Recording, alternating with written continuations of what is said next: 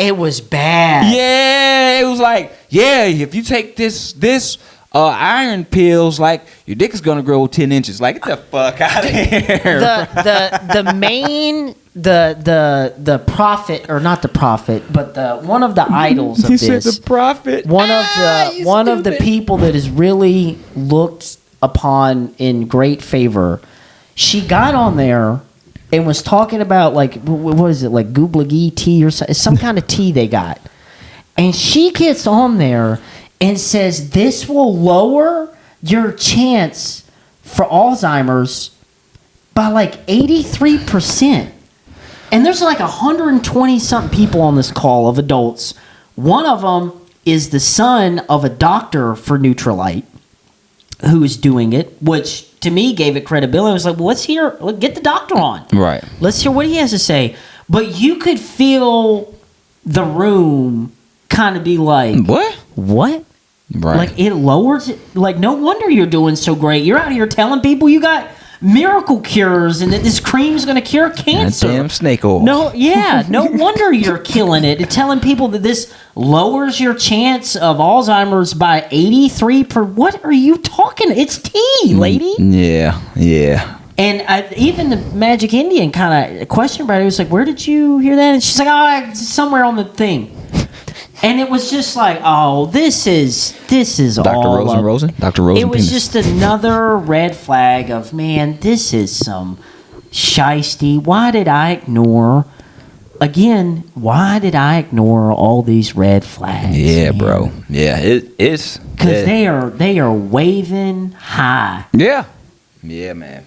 They, again, let's talk about the getting out process. So I spent the week down in Florida. I was with my dad fishing. It's weird we were both in Florida. Right. It was like an hour away from each other. So I'm in Florida.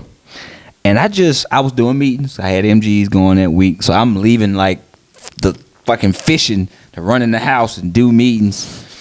So the thing that kind of started to turn me off is the Magic Indian started trying to, like, he would do like the first 3 meetings, but then he would go, all right, well, you and such just do the rest. And I'd be like, dude, like, how does that look? You know what I mean?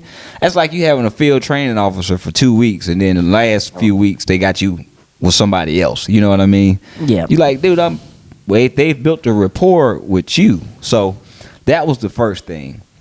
But then it came time to go to Louisiana because I had just launched a leg and they wanted me to go to Louisiana with a couple of more guys from the team to, just show some face, build a rapport, all that good stuff. Show them some love. Right. Go show them some love on our own dime. Matter of fact, I could see it. The Magic Indian was like, well, how much y'all need, man? Here go $500. Y'all go down and, you know what I mean? Nah, on your own dime.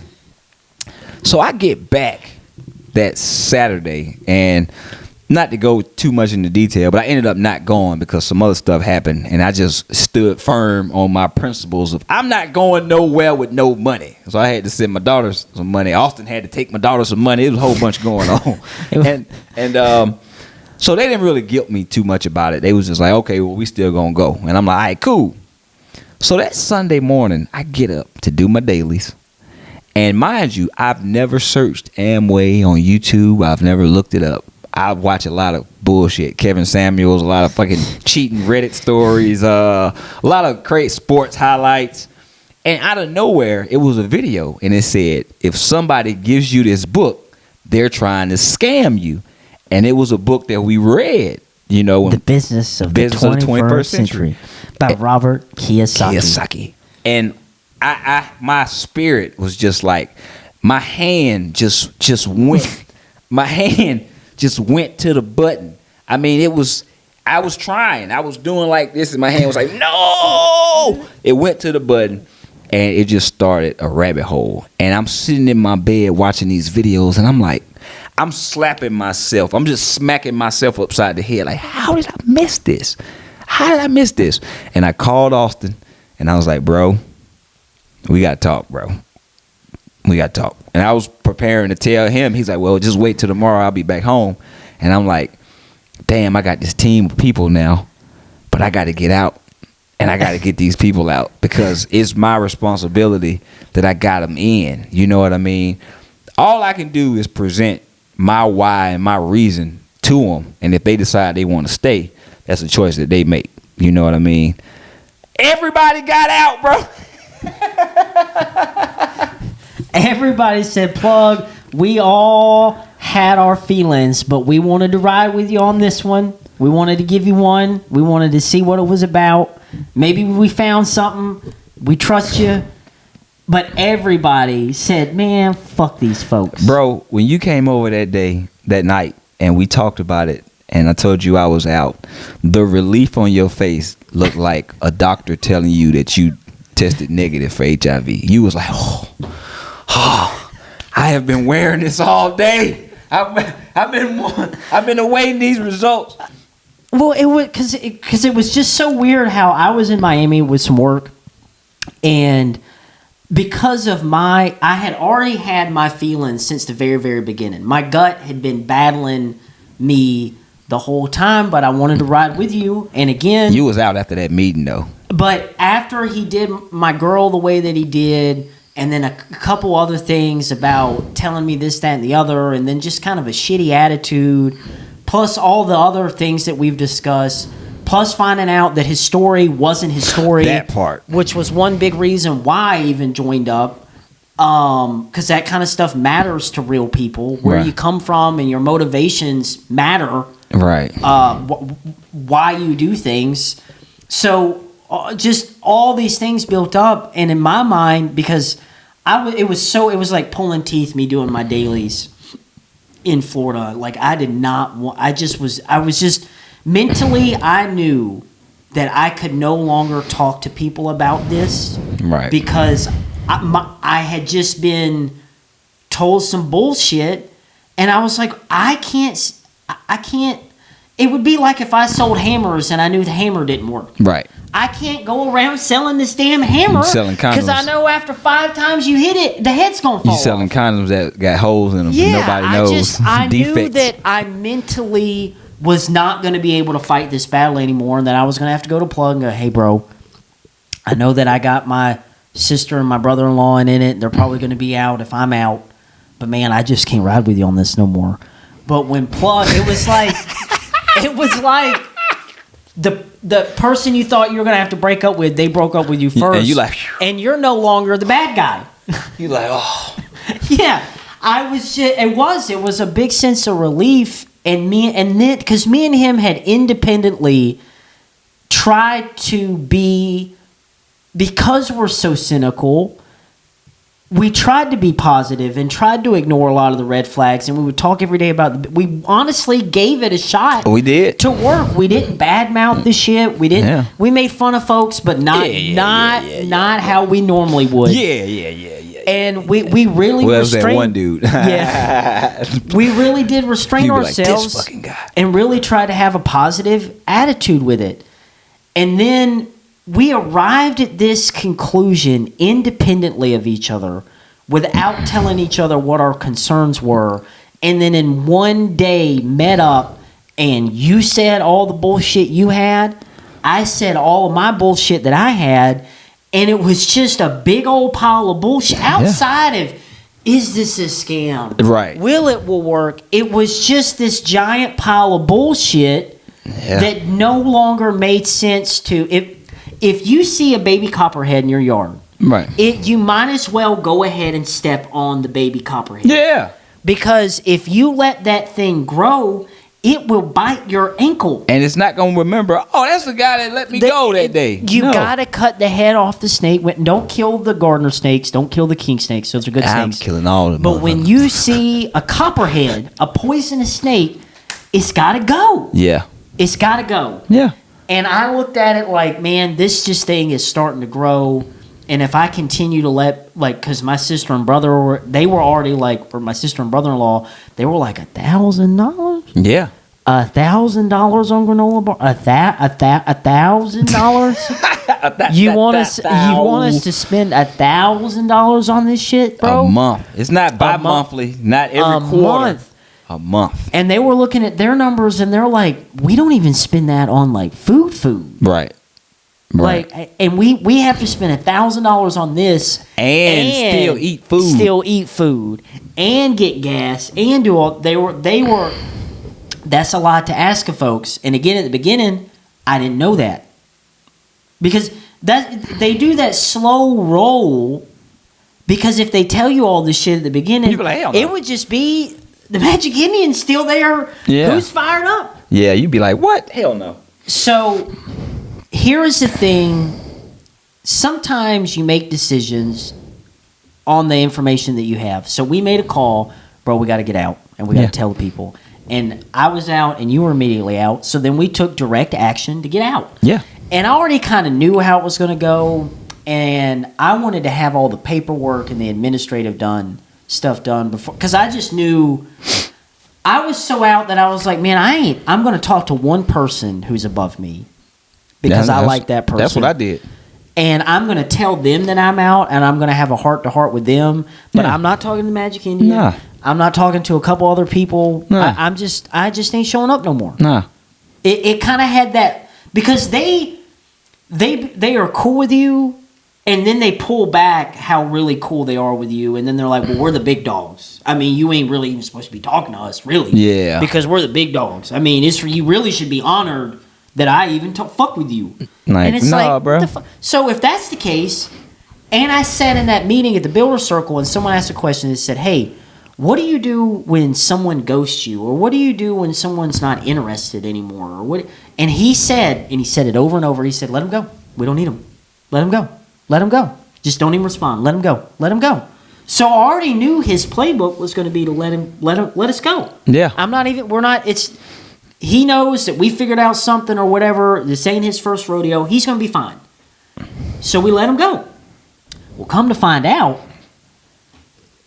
they don't just let you go. That's like the guy telling you, man, I don't need that bitch. Man, I got all the bitches. Come to find out, he ain't got no more bitches.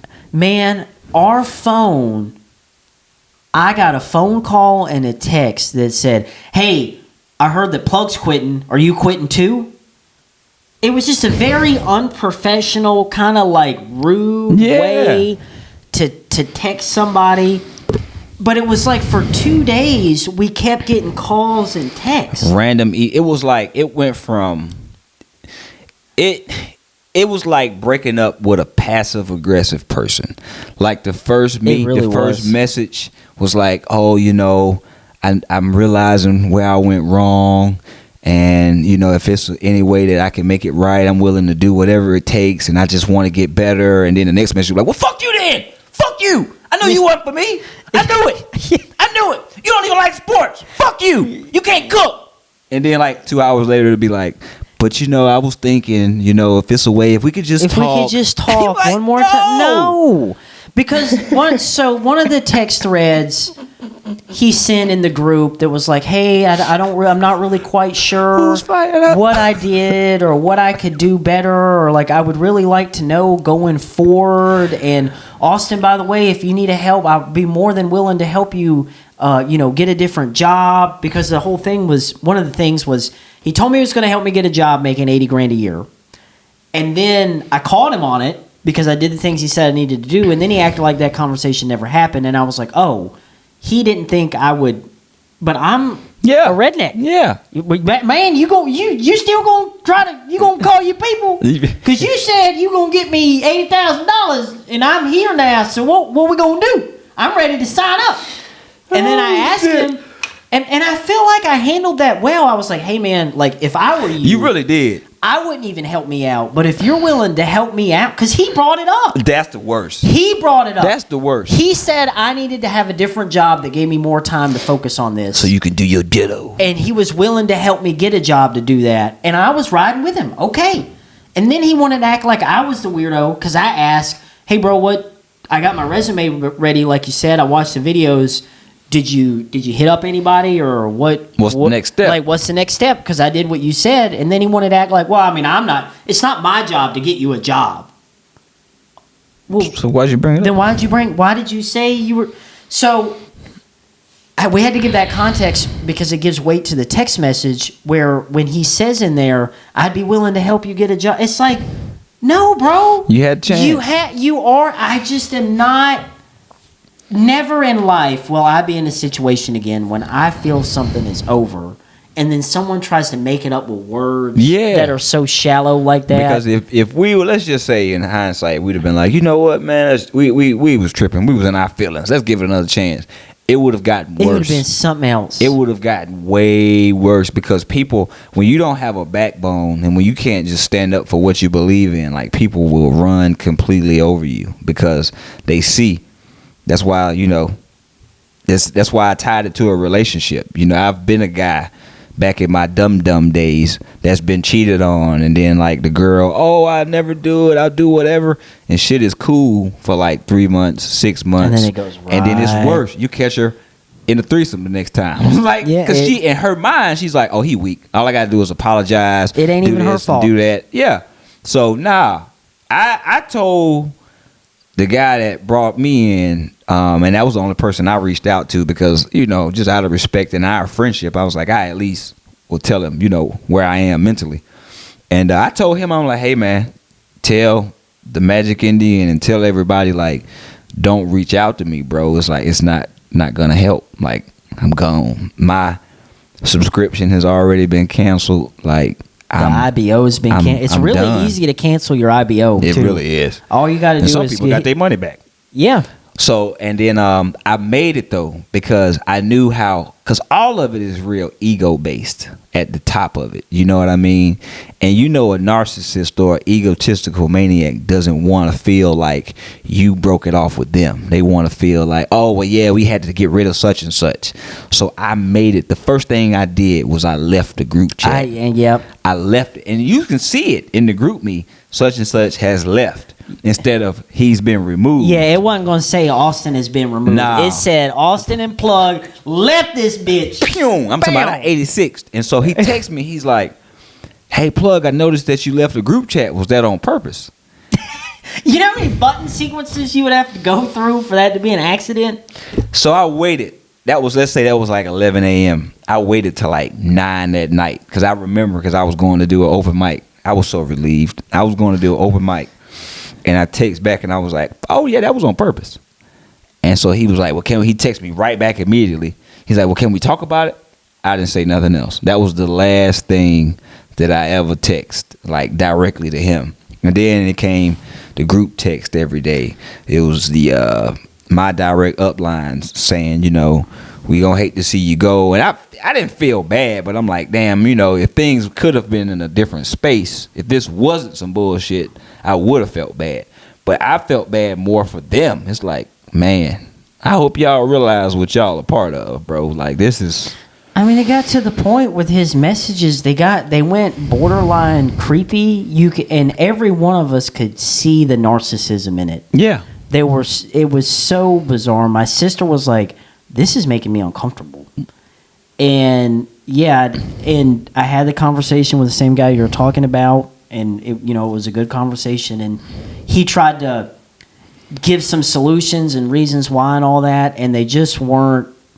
Yeah, they just weren't worth it for it. Nah, nothing made me reconsider. It just wasn't for us, man. Yeah, he's like, well, what if you don't have to, come to the meetings for a couple of weeks? I was like, nah. What if you didn't even have to deal with the Magic Indian? That's right, but I still do because you a part of his team. So anything that I do, he's still gonna eat off of it. I was like, nah. And then when you get into the whole seeing the organization, it was just so many things. And we had started watching the videos, and we had actually started reading. And we were like, man, we are just.